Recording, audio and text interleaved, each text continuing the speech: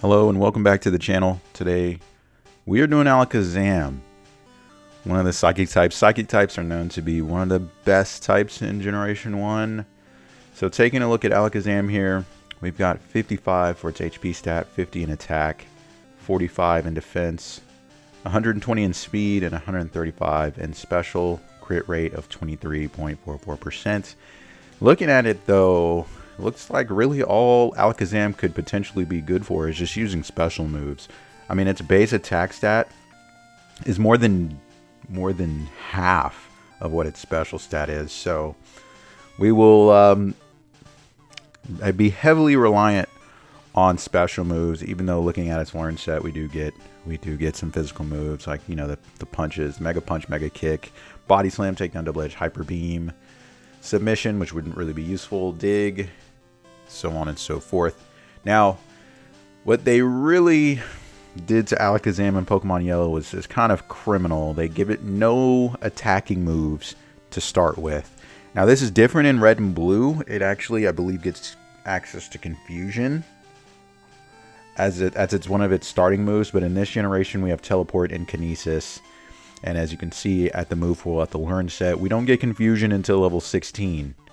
So the only way I could potentially beat Brock within the level cap would be to use Struggle, which if we look at this attack stat, that's not going to be a viable option because Brock has rock types, and rock types are defensively bulky. So on top of that, Struggle does do recoil damage, so that's not going to be a good option. So unfortunately for Alakazam, it's going to take a huge point deduction because it is in violation of the level cap. I have to level up to 16 before I can actually defeat Brock at all, really, because I don't think even if I leveled slightly past the level cap, I don't think you're beating Brock with Struggle with an attack stat that looks like that. So it's just not going to happen. Unfortunately for Alakazam, this might just heavily impact its ranking just due to this fact because it's just unfortunate. It's really unfortunate. So making our way up to Brock, all I'm going to be able to do is level up to 16 before we take him on.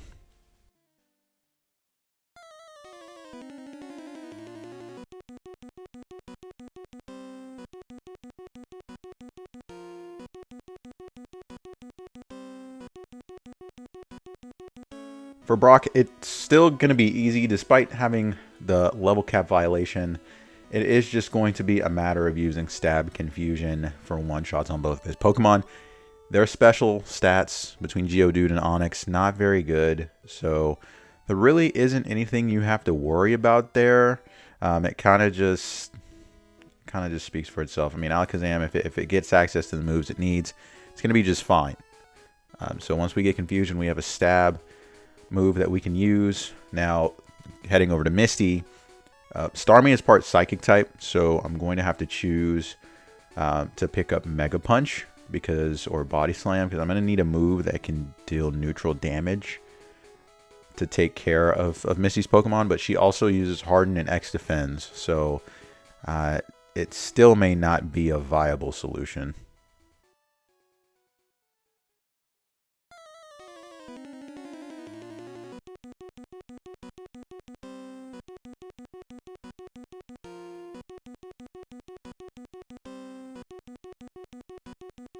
Staryu isn't going to give me any issues here. I can use Confusion on it for neutral damage. It goes for X Defense, but I'm using special moves. Coming into Starmie, I'm going to have to go for Mega Punch. It's not accurate, and Starmie starts getting some defensive boosts, but I do get a crit, but it's going for Harden. So I try to go for Kinesis, thinking it might help. But kind of looking at how this would go, if I use Mega Punch, I would probably end up losing this trade. Especially with Mega Punch not being 100% accurate, that's going to give me issues. So I am going to lose 4 points for Misty. Just because I had to use Confusion against Starmie, it's not very effective. So for Brock, we ended up with a score of 13 points out of 33. That's a hefty point deduction. And for Misty, we've got a 4-point deduction, so we'll get 29 points out of 33. Now, realistically, this should be, for quite a while, this should be the last time Alakazam loses any points, it doesn't really have anything to worry about going forward, especially with Surge. We know how Surge is. We know he really does not pose any threat to really anyone, even the Pokemon I've ran to this point who are supposed to be weak to Surge. Like I've mentioned in those videos, he's not always going to use his Thunderbolt attack. It's randomized because his AI he doesn't have smart AI, so whatever move he uses is completely randomized. So I did decide to teach Dig to my Alakazam for this fight, but honestly, even with our boosted attack stat, it still makes more sense to just go for Stab Psybeam. I mean, even though Dig is doubly effective and has a 200 base effective power. And as you can see there, I just went for Psybeam. I didn't bother giving Surge an intro because, I mean, that fight took like 2 seconds. So I just used Stab Psybeam, got a crit, and took care of his Raichu. He's just really never going to pose a threat. The day he poses a threat, you know, I don't know if that day will ever come to flourish. It just, he isn't much to worry about, you know, and even though I had access to a ground move, I still didn't use it. I mean, that speaks volumes. So next on the list, we do have Erica. I am slightly concerned about her status condition moves.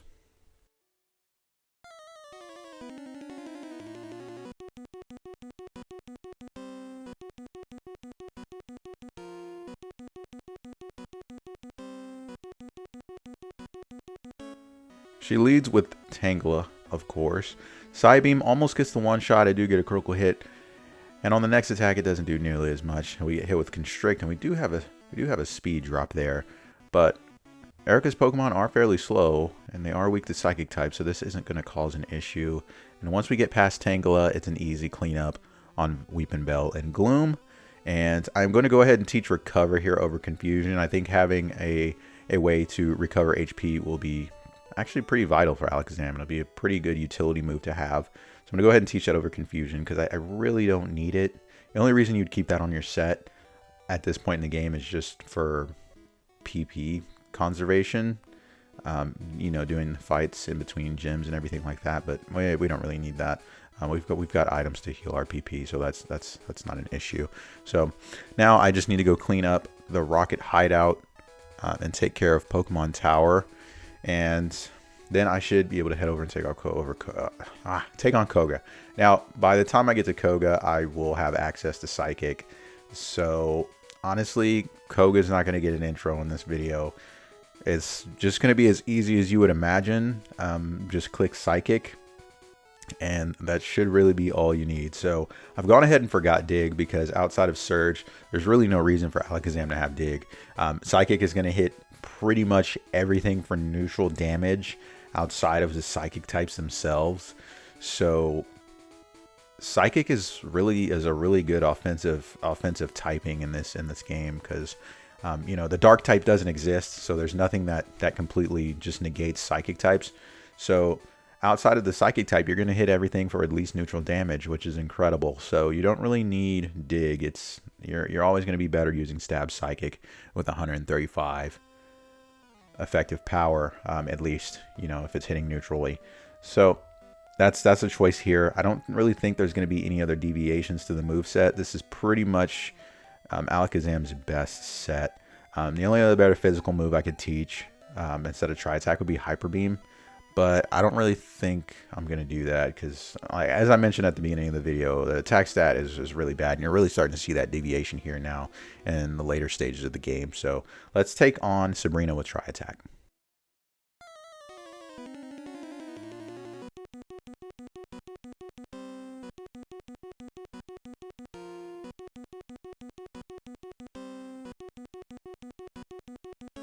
So, as I mentioned, we're going in here with Tri-Attack now. Our attack stat's not that good, but we are still able to one-shot the Abra. Coming into the Kitabra, we're not going to be able to one-shot it with Tri-Attack. And, I mean, just look at the 100 base attacks, or not 100 base attacks, but 100 attack stat. It's just not going to be enough, so we're just going to continue to spam that against the Alakazam, and it's just going to recover everything we do to it. So we do get a critical hit there, and now we're keeping it at least away from full health. It's going to go for Reflect, which allows us to finish it off. No problem. It could have potentially been an issue. Now, Sabrina spamming Psychic or even Psywave, that definitely could have whittled us down. We could have got some special drops.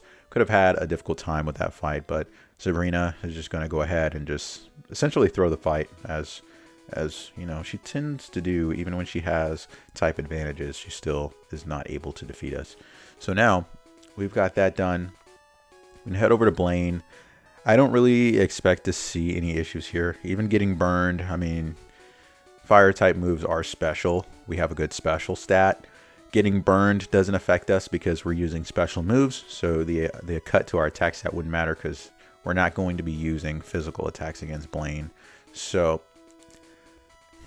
let's go ahead and roll that intro. Let's take on Blaine.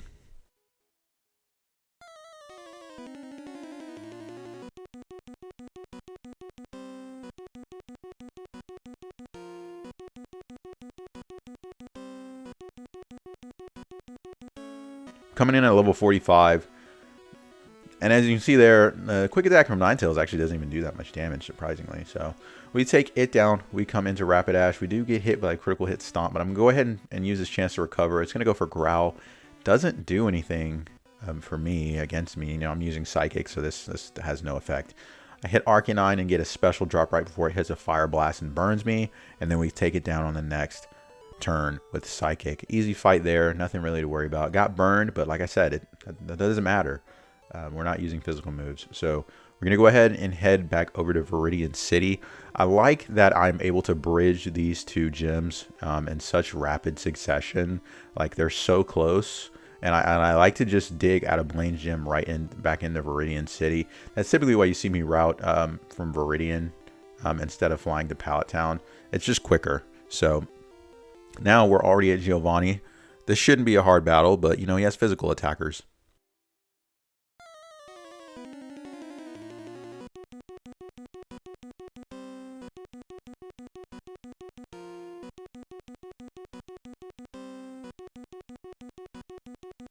Now, while Giovanni does have a lot of strong physical attackers, looking at the overlay here, none of them outspeed me, so I really wouldn't have to worry about any of these attacks unless I was, you know, not able to one-shot. But against the Nidos, Stab Psychic is going to be more than enough to take them down.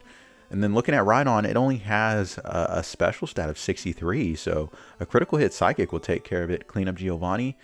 Really clean fight. No damage taken. You know, just click Psychic 5 times and that's how we win that fight. So this is where you really see the power of Psychic types, especially Alakazam with a massive special stat. It's now up to 201 over my 109 attack stat. So you really see that separation between the two attacking stats here on full display. So we're gonna head over and take on the rival now. At this point in time, I don't have anything really to deal with Execute, and as you can see, Tri Attack is not doing very much. And as you see, Psychic actually does way more than Tri Attack was doing. Now, Execute does have a better defensive stat than it does special stat, but it also is a Psychic type, and it is resisted. So it's actually crazy that the separation between Alakazam's attack stat and Execute's special stat, despite it being a Psychic type, it's still more effective to use non-effective attacks instead of a neutral Tri Attack, which is physical. So that's really where you see that separation. So doing something like that, it makes me think, okay, maybe against Lorelei, I should just use Psychic on her Slowbro.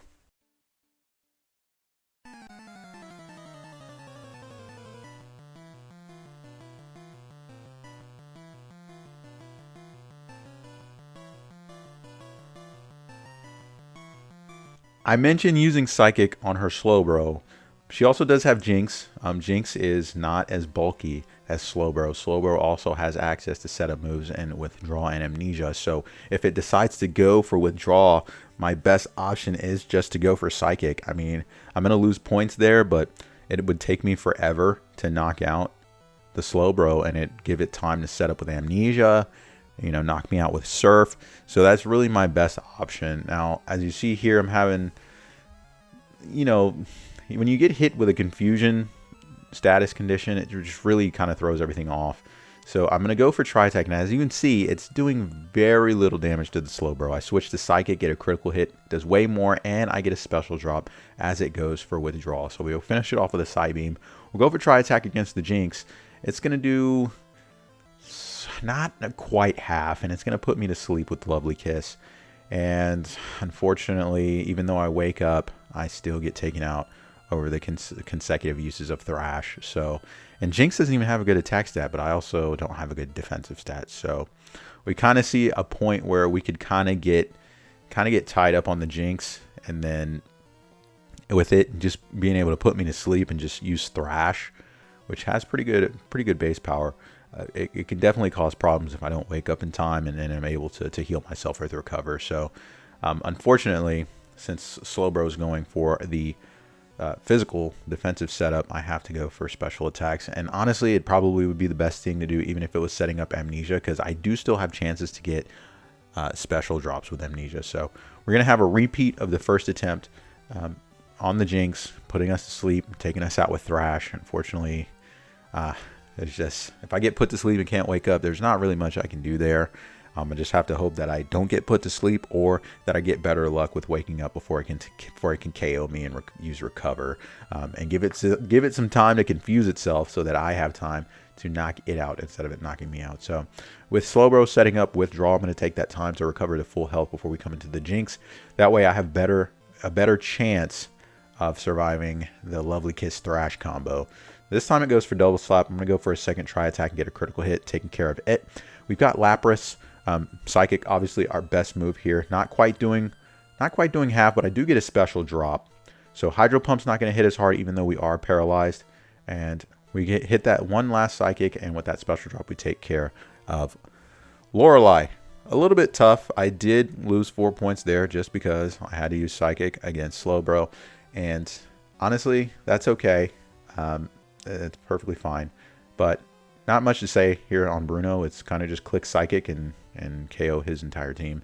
And to be quite fair, it's going to be the same thing going into Agatha.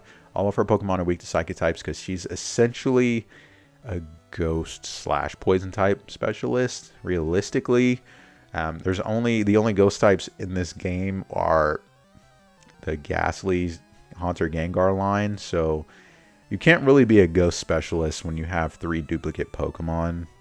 Just being honest, I mean, I know Morty in Generation 2 is essentially the same, which is a shame because they introduced Mischievous, and that was a missed opportunity to have an added Ghost type to his team. So coming into Lance, we do take some pretty significant damage against Gyarados, but I mentioned that in a previous video. Lance, really his biggest issue is his Gyarados. If you can, if you have an answer for his Gyarados and the rest of his team, he's not going to give you any issues.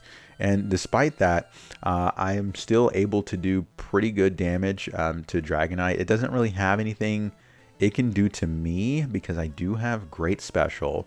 I have the ability to recover, but I get hit with a massive critical hit Hyper Beam. It finally realizes, hey, these special moves aren't doing much against Alakazam. Let's use Hyper Beam with our massive attack stat. So that's going to be the one thing. So I do come back into this fight with Reflect.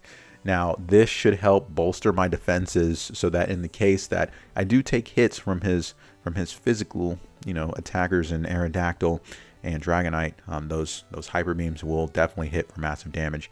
Now, this Reflect will still be negated if I get hit with a critical hit, but it at least helps my chances for if they don't hit a critical hit. And it gives me time to recover and kind of, last in the battle so that I can come out on top. So Aerodactyl's going for Swift, and as you can see, with a Reflect setup, it's not going to do very much damage. So now Dragonite going back to using its special moves, but it gets a critical hit. Does pretty good damage, but not enough to claim Lance the victor. So we will take that win over him. We've got the champion coming up next, and quite honestly, we should only have issues with Exeggutor. We don't really have anything to deal with it. And with its status moves in combination with Leech Seed, it can give us some issues. I know Exeggutor can sometimes be that one point of contention for some of these Pokemon if you don't have any way to deal with it. If you don't have any access to fire, flying, or bug moves, which really the only bug move, when we get to Beedrill, Twin Needle will do a massive amount of damage to Exeggutor. So Beedrill is not going to have any problems with Exeggutor because it doesn't have any Psychic type moves. So let's take on the champion. Let's do this.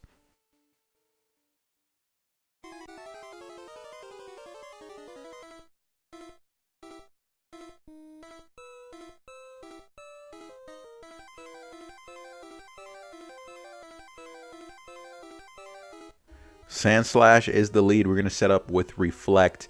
Just to bolster our defenses, we do get Poison first turn. So I'm going to go ahead and use Psychic. And looking at my moveset, I think I made a slight mistake here because I also don't have any way to deal with Alakazam. It's going to just kind of be a battle of fisticuffs there between the two of us because I only have special moves and special moves are ineffective. So I'm kind of just like, let's use Psychic and hopefully get a special drop. But it can also do things like use Kinesis. It can stall me out with Recover. So this isn't really the best case for me. I'm also poisoned. So on top of taking damage from Alakazam's attacks, I'm also taking poison damage. Now, good thing is it's not toxic, so it's fine. But we do finally get past the Alakazam. So my goal here with Exeggutor is just to use Psybeam. I need to conserve Psychic PP. And the good thing about this is I do confuse it first turn, but it immediately breaks out of that confusion. As you can see, it's trying to set up Leech Seed. Now, the damage from Leech Seed and Poison will stack up pretty heavily, especially if I'm not getting these one-shot KOs. So I see once it gets low, I go for Psychic, get a critical hit. And I do avoid that Leech Seed plus Poison setup, which would do massive turn-over turn damage as well as healing Champion Blue's Pokemon. So I'm going to take the time while I'm on Magneton to recover. It can't really do anything to me as far as like status goes. It doesn't have Supersonic, and Thunder Wave's not going to do anything because I'm already poisoned. So I don't really have too much to fear from it here. Thunderbolt shouldn't do much. I've got Reflect set up, so Swift also won't do much. And yeah, that kind of helps us get past Magneton, and we're in a good position going into Vaporeon. It's got only special attacks, so nothing really to worry about here. If need be, I can use Recover just for safety, but I decided to just go ahead and finish off Blue. So we do finish the game at level 56 with Alakazam. So it did good outside of its start. So when we kind of look back at the Elite Four, you know, we had 41 for Lorelei, had a point deduction using Psychic type moves on Slowbro, 45 for Bruno, 45 for Agatha, 45 for Lance, 41 for Blue. I did have to use Psychic type moves on Exeggutor and Alakazam, so that is going to lower our score there. So when we look at Alakazam's bonus point totals for the Psychic typing, we are going to have 14 points for coverage. That's pretty good. We hit 7 types with its move pool for super effective damage. Psychic type only has 2 weaknesses, only has 2 resistances, so those will cancel each other out. We finish at level 56 for a bonus point for finish level at 9. And Alakazam, amongst all Psychic types, actually has below average base stat total, so we're going to lose 4 points there. So Alakazam's final score is going to be 504 for the Psychic typing, giving it a percentage score of 86.45. Just in the B tier. Kind of surprising for a Pokemon like Alakazam, but it is going to be in the B tier.